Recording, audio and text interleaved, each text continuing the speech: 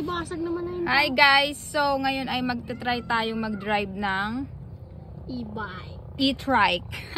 May 4 siyang gulong kaya hindi siya e-bike. Okay?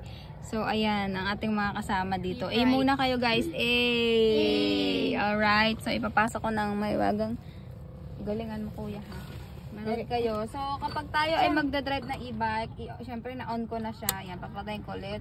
I-on mo, switch on mo, i-turn mo lang, ito-twist mo lang yung key, and then pipindutin mo yung P, and then let's go. So kapit na kayo dyan guys.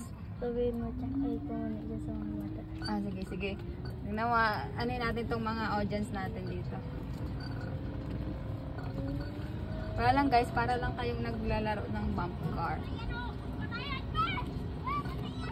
Diyan mo yan. Muna kayo. Kayo dyan,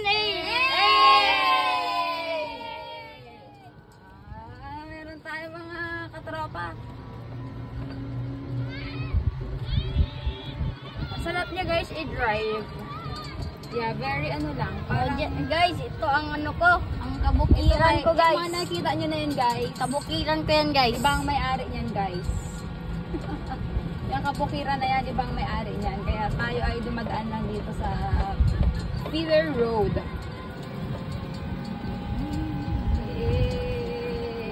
So saan nahanap naman tayo ng spot para mag-maneuver.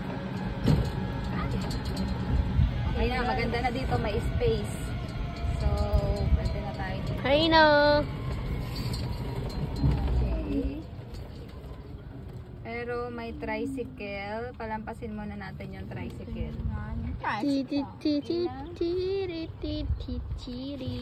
So, that would be all. Bye! Bye-bye!